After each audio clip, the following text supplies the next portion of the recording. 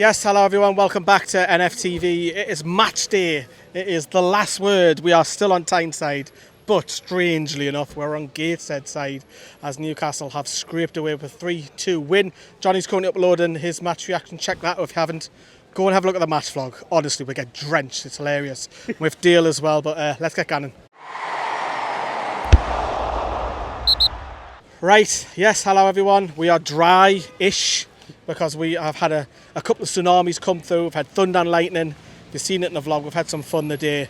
He was twisting on, 2-0 down, the rain and all this, but we've turned it around, which we are going to talk about. We're not going to take it too seriously because at the end of the day, it's the first pre-season back. And there's a lot of first-team players who are missing, who are actually at the stadium watching on one of the balconies as well. But I'll come to you, Dale. When you seen the initial lineup, I told you there was 6 defenders starting. We knew a lot of the first team only came back yesterday, so we're not expecting them to play. But it's understandable that it's a weakened side. Yeah, of course it is. Obviously, with international duties and all, with all the players coming back, and no, it's going to be a weakened side, but still.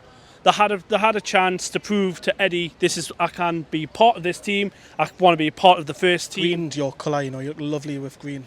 I know, I thought it would be a good green matching your away kit today. So, reference.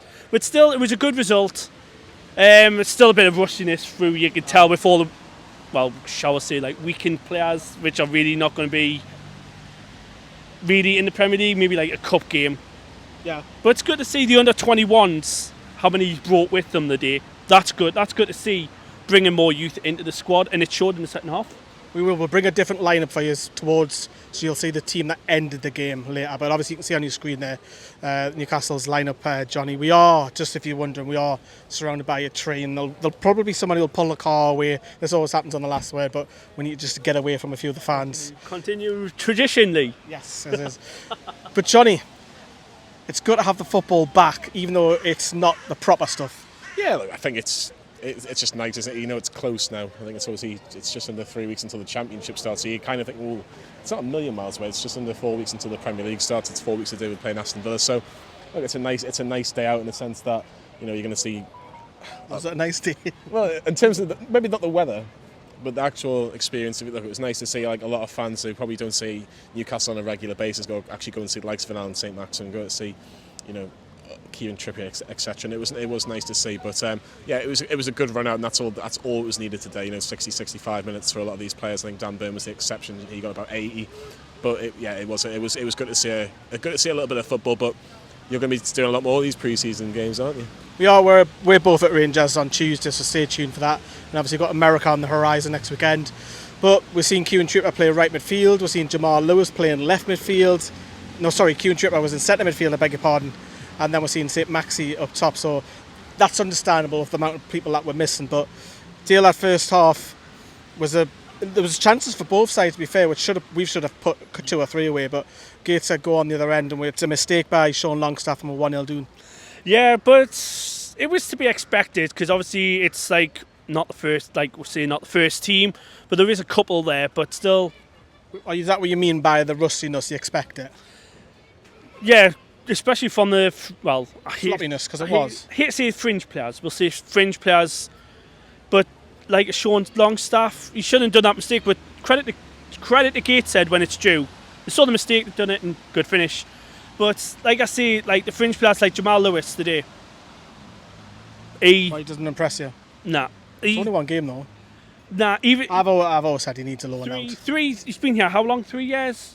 And how many games has he's played the odd game? But once I've saw him, Well, he is playing an unusual position today, which is left wing. But it's another mistake, Johnny. This time by Rami Savage, who comes in. It's centre back, and we're sitting there thinking 2 mistakes. We're 2-0 down, and then we've got a couple of tsunamis coming through, getting wet. Great day out, wasn't it? As you say. Yeah.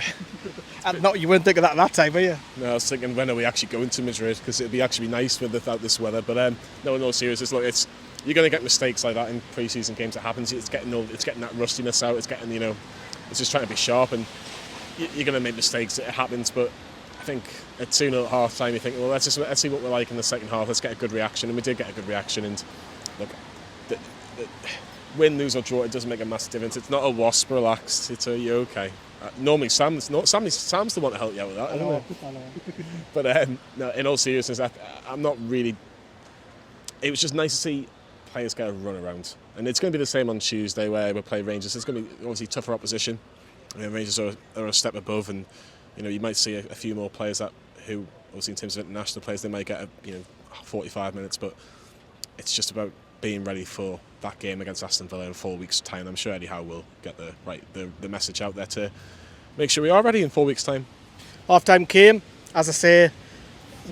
I know we've got to talk about the weather, but we'll have to because you've seen it. If you haven't seen the match vlog, I mean, we're all hiding, we're all trying to keep dry, and it's chucking it down, and then it looks sunny like it is now, and then it was chucking it down again. We had thunder and lightning, honestly, so many times during that game. It was fun in games. It'll be one of those. Do you remember when we went to Gateshead? It was thunder and lightning. But when we're standing at the Bernabeu, right, or the Allianz, or the San Siro, we'll remember this time, won't we? I know. It was brilliant, funny, got wet, and then the atmosphere picked up a little bit. Dale, the second half. I'm expecting, you said to me off camera, Eddie Howe's going to give him a kick up the arse, and you can see that was a bit more to it. And obviously there was a couple of tweaks. Trippier went to right back, Maxi went to left wing, Elliot Anderson went up top, and to be fair, Elliot Anderson scored pretty much almost a few minutes after coming out for the second half. The rest of the team, and we're back in it 2-1. Good finish.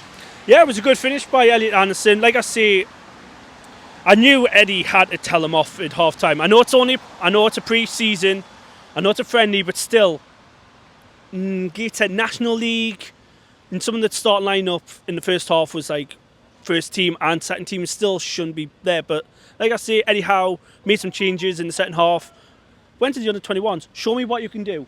And look what's happened. 2-0 down, we end up winning it. So that it's great to see. Is Eddie Howe, a question to everyone out there, for Newcastle fans, is Eddie Howe the new Arsene Wenger for the youngsters? Would you like to give them an opportunity? Yeah. Would he give them... I think they're going to have a very, very difficult chance to only League Cup, I'm thinking, because the Champions League, I don't think we're going to see them, to be honest. I would see him in and a lot of them are good enough. Some of them might get a chance if we've qualified for the next round and we've got a game left. He might play some youngsters there, give them experience of the European football, but still there'll be League Cup. I would say the youngsters will get a run around. They'll get two options. They've got the first team and the under-21s in the I think a lot of them will probably head out on loan. But I mentioned him, Elliot Anderson. He's back involved with the goal. Johnny's got a goal, and he's a great player on the right-hand side. He pulls it back for St Maximin, who was given player of the match, and he pops it home. It's a nice, easy tap in with 2-2, and a bit more like Newcastle. Yeah, it was much better. I actually really liked the actual combination between Elliot Anderson and St Maximin. I know it's Gateshead, and no disrespect to them, but it was just nice to see them two be on the same wavelength. I know there's a lot of talk about St Maximin. I think it was down to him. I don't think he'd want to leave Newcastle.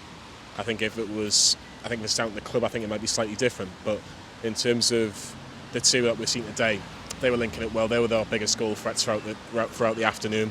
And St Maximin, it was nice to see him with a bit more freedom and just do what he wanted. He was up front, he was on the left wing.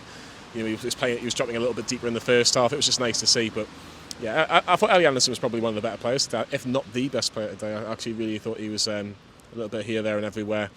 And he could have had a hat-trick today.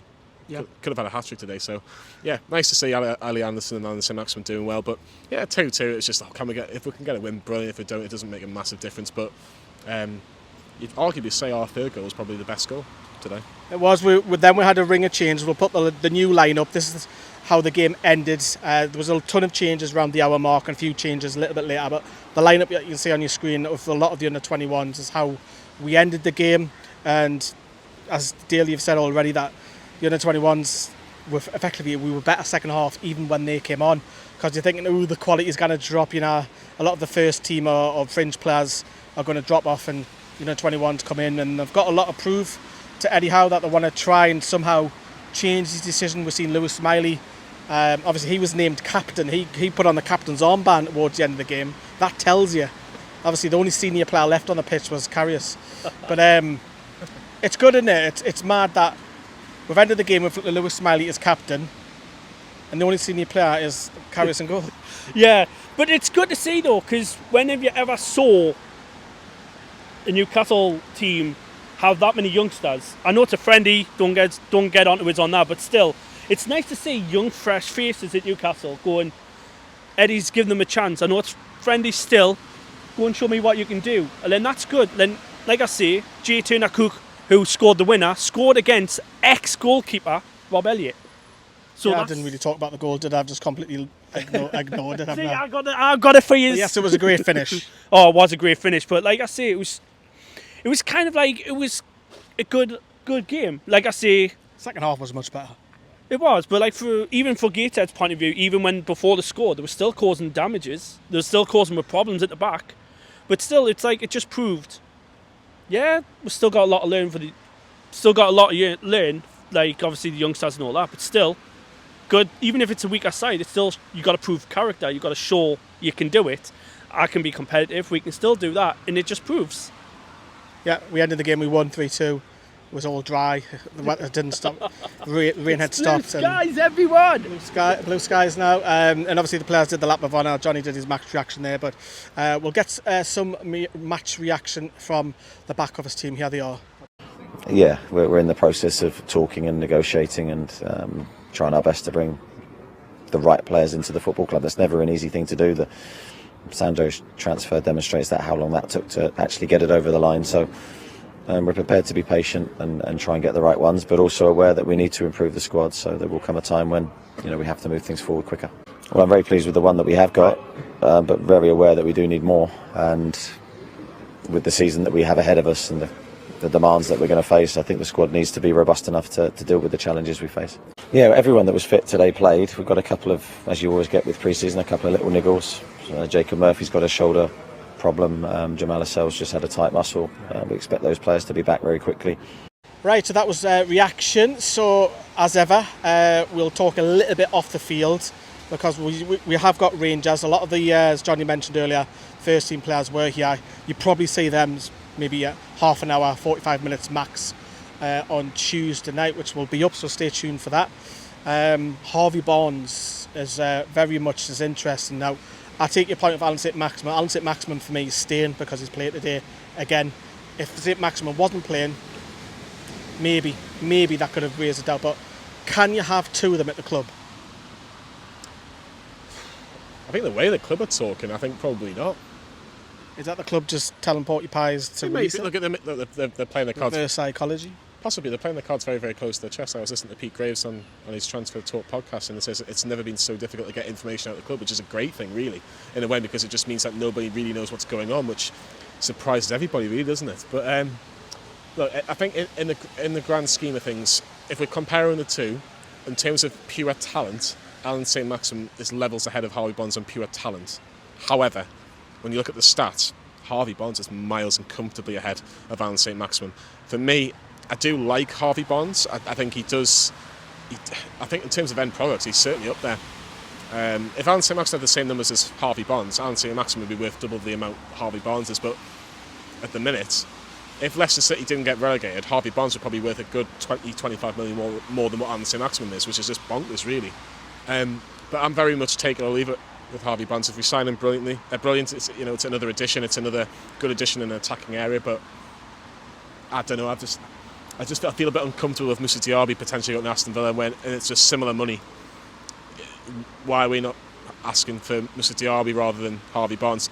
I know Harvey Barnes is Premier League proven, but surely, for what you rumour, what Aston Villa are going for Moussa Diaby, why aren't we all over that? That's just my personal opinion on that. But if you're going back to St Maximin, do I think St Maximin will be in a Newcastle shirt after the transfer window? I would still say yes, just. But I think if the club get an offer for him, I think that's it. I think the club will accept it. It's interesting because we've got Anthony Gordon. We've obviously seen the Willock and Joe Litton relationship. Here comes a car to move. This happens every time we do this. So it's interesting. Also, Dale, I'll get your thoughts on this as well. But it certainly went off topic. Kel Watts didn't feature today. Isaac Hayden's training with the under-21s. He wasn't featured either today. So Jeff Hendrick was at Central Station this morning, apparently. Was he? Apparently. So Jeff Hendrick was apparently at the Central Station. I don't know where he's off to, but 3 players not involved at all today when they had an opportunity to. So that tells a story for me, unless Kel Watts is injured, but he's been in training, so he's not. Back to topic, Harvey Barnes. Would you like to see him come? Yeah, come back now. I know I would like to see Harvey Barnes because he's yet again another English player, which would help us because like it's nice to see English players. Johnny put in. Johnny mentioned he scored loads of goals. I think it was 13 Premier League goals. Eddie Howe can improve a lot of players. Can he take Harvey Barnes to another level? Yes, I think he can, but like I say, it just depends on where he wants to play him. Because obviously Harvey Barnes, he's like It's left wing. well, he can play like up front, left or right, which is more spacing around for Eddie in case he got emergency. But like, it's got to be at the right price. I would say if it's a reasonable price, yes, I would think we should get him because he's a good player. Like Johnny said, he's a good player. He'll bring more and he'll bring more goals. As in with Maximin, it's hard to say. Like It's getting further and further away. well, I'm getting hit by the tree, man. Yeah, it'd be nice to see. It'd be nice to see.